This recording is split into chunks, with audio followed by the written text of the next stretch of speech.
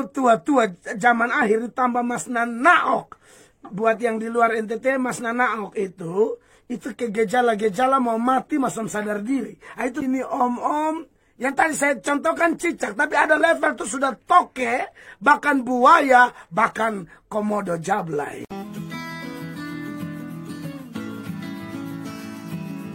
Ke pertanyaan selanjutnya, silakan. Ada Indri di WhatsApp. Selamat pagi untuk Indri.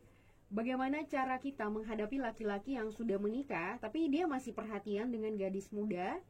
Contohnya dia suka memberikan uang, barang, kirim pulsa, dan pernah mengajak jalan, tapi saya menolak. Sedangkan saya baik dan sering bercanda karena sudah anggap seperti orang tua sendiri, karena dia teman lama papa saya. Nah, mohon penjelasannya Bapak Pendeta. Dia ini seorang pelayan Tuhan di gereja, setiap hari statusnya firman Tuhan, dan yang lebih luar biasa dia seorang pendengar setiap khotbah Bapak Pendeta, termasuk di SKFM. Darah Yesus berkuasa. Aduh. Dengar saya setia. Aduh, kenapa setia? Oke. Kita tenang. Beta kan yang begini ini kan beta emosi loh ya. Tunggu saya tenang, saya dan apa sudah. Yesus Tuhan tolong. Nah, begini, perhatian dengan adik ya. Menurut saya ini tidak etis ya. Sampai ini sudah sampai level ajak jalan loh ya. Dia sudah beristri pula. Kalau dia beristri ajak jalan itu sudah salah. Yang lebih salah tuh dia suka dengar saya, itu masalah sekali. Jadi begini ya.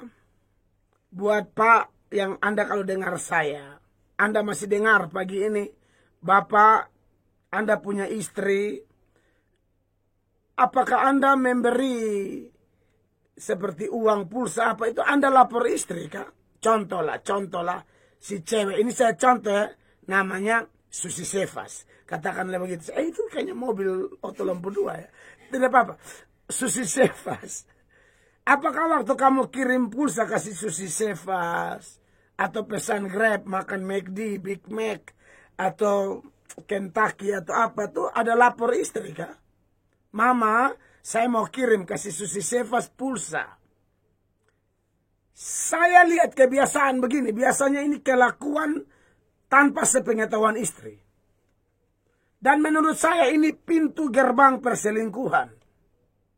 Ingat, selingkuh itu, ya, ada kan namanya STT, selingkuh tipis-tipis. Haleluya. Dan selingkuh itu dimulai dari perasaan, perhatian-perhatian yang tidak tepat sasaran. Lu seorang suami yang punya istri, punya tanggung jawab, sudah ada sasaran perhatian yang Allah sudah siapkan, yaitu pasangan hidupmu. Kenapa kalian sesama pendengar Mazmur Pagi, yang satu belum menikah, yang satu sudah menikah. Ada yang bertanya juga, nah ini kalau sudah lihat bapak-bapak model begini, jangan terlalu main gila, ketawa, kiki kakak. Nanti dia pikir ada juga ada kasih sinyal. Ini kakak harus omong, betul. Kakak ini dari nakal baru baik.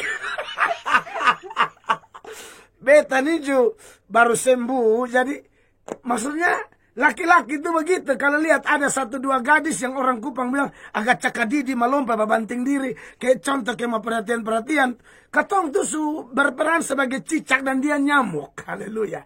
Makanya ada lagu cicak-cicak di dinding diam-diam merayap, lalu melihat seekor nyamuk yang polos dengan badak yang tipis itu, maka diam-diam dia merayap dan hap, lalu ditangkap. Jadi begini, adik juga tidak usah kasih sinyal lagi. Pesan saya, yang pertama, blokir nomornya. Tindakan jangan main-main. Bapak, ini Anda SMS dia ini malam atau sekarang WA. Bapak, kalau kau terima WA itu saya yang suruh. Ini kan pendengar sama-sama. Bilang saja, saya tidak nyaman dengan cara ini, saya hargai Bapak. Kita saudara, tapi saya tidak bisa lagi ya. Terima bantuan pulsa apa, tolak. Bila perlu blokir nomornya. Dan om tua tahu diri. Om kok sedoyan yang model lombok-lombokan begini, ini cabe-cabean atau apa, janganlah. Tak usah bikin masalah. Ini pintu gerbang selingkuh loh. Saya tidak setuju nih kalau orang mulai tua-tua perhatian begini. Nanti om beli baju. Aduh Yesus Kristus. Ini om-om. Yang tadi saya contohkan cicak. Tapi ada level itu sudah toke. Bahkan buaya. Bahkan komodo jablay. Jadi pesan saya sebagai hamba Tuhan Yesus. Orang model begini. Waspadalah. Kejahatan terjadi. Bukan hanya karena ada niat pelakunya. Tetapi karena ada kesempatan. Adik tak usah berisinya lagi ya.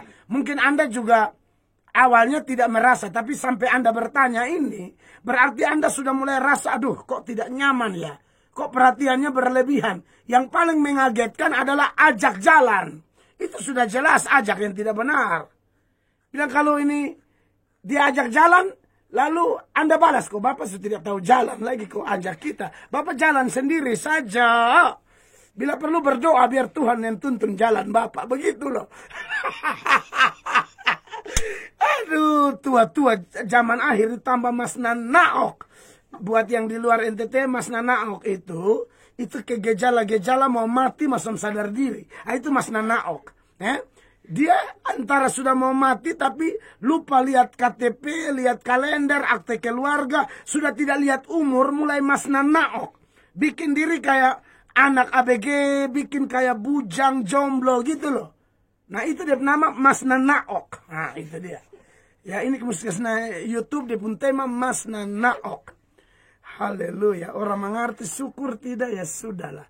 Jadi Nona ini beta omong main gila, ada dia pun lucu. Tapi ini tegas loh. Cara saya tegur orang tuh kadang-kadang begitu. Saya pakai bawaan. Tapi ini memang sudah levelnya tidak beres. Ya, kalau kau kenal istrinya, ini yang berikut.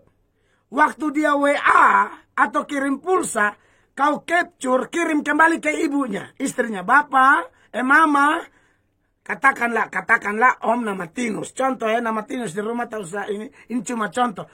Ini istri misalnya Tante Mia misalnya. Tante Mia, Om Tinus ada kirim pulsa. Sesat minggu nih berturut-turut nih. Jadi kirim bukti ke Tante Mia. Tante Mia yang suruh kok. Itu dia. Saya pikir nanti kalau kita lihat. Kira-kira dulang apa yang pecah di kepala di rumah itu. Atau basiu. Atau mangko-mangko bakso itu. Haleluya. Karena ini harus dibongkar gitu loh. Ya. Ini harus dibongkar. Saya pribadi melihat ada potensi cinta terlarang yang mulai bertumbuh di sana. Dan kita harus hancurkan dalam nama Tuhan Yesus Kristus sifat-sifat Mas Nanaok seperti ini. Ya. Iya, rambut sudah mofak. Aduh, tidak tahu diri betul-betul. Ya, saya jujur. Saya ini tadi ini yang saya paling marah lagi. Anda dengar firman lagi. Aduh. Makanya ternyata saya khotbah ini betul. Khotbah keras. Banyak orang dengar firman tuh entah dia dengar apa ya. Tolong setia dong. Orang Kristen tuh beda. Ini sudah bukti ketidaksetiaan dengan pasangannya.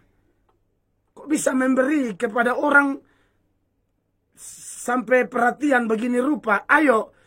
Ajak istrimu jalan-jalan. Bikin bahagia dia. Tak usah bikin bahagia orang. Susah juga manusia-manusia model begini. Itu sih saya sampaikan. Saya harap Anda dengar dan bertobat ya. Anda tidak bertobat nanti Tuhan hantam kau nanti. Oke itu saya besok emosi nih. Tuhan berkati. Salam. Tulus kita ingin membantu. Tapi malah dia berbalik memfitnah. Dia menceritakan hal-hal buruk tentang kita kepada orang lain di belakang kita. Dan apakah ketika dia kembali datang meminta bantuan, apakah kita harus membantu? Mohon penjelasan dari Bapak Pendeta. Iya, puji Tuhan. Langsung ada kasus yang mirip dengan materi pagi ini soal memberi tumpangan atau memberi bantuan. Itu yang saya katakan tadi bahwa memang kita perlu waspada ya. Karena siapapun kita, kalau kita sudah disentuh oleh Tuhan, kita berubah ya. Kita punya sikap hati. Roh Kudus bekerja sehingga mulai ada ketulusan, kemauan, kerinduan untuk membantu orang. Tapi itu yang saya sampaikan tadi bahwa kalau kita tidak waspada, banyak berdoa, kita tidak minta pimpinan Roh Kudus, ini bahaya.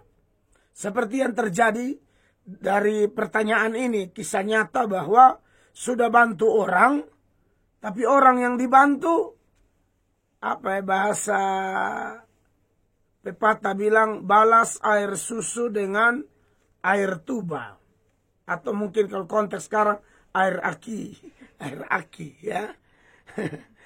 Itu menyakitkan memang. Dan orang model begini datang minta bantuan lagi ya. Saya pikir ya sebaiknya Anda tidak usah kasih dulu orang begini. Karena takutnya kita salah sasaran. Buang mutiara di babi. Kan saya sudah bilang, memberi tepat sasaran. Tapi orang yang tidak tahu diri seperti ini, menurut saya, ini Anda ini orang baik. Yang bertanya ini orang baik.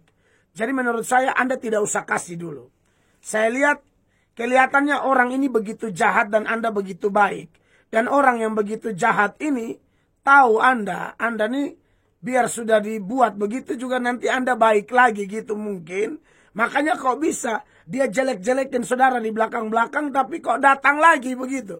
Kalau saya sendiri bukan persoalan saya mengajarkan Anda untuk pelit. Bukan, Anda orang baik. Hanya kelihatannya kebaikan Anda disalahgunakan atau dimanfaatin oleh orang ini. Maka menurut saya jangan kasih dulu. Ya, berdoa buat dia, nasihat dia dulu.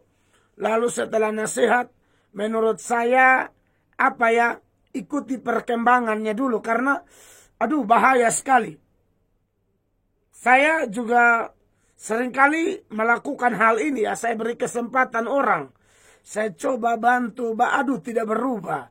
Saya pikir, wah ini orang bahaya. Ini kita salah memberi ini, salah sasaran.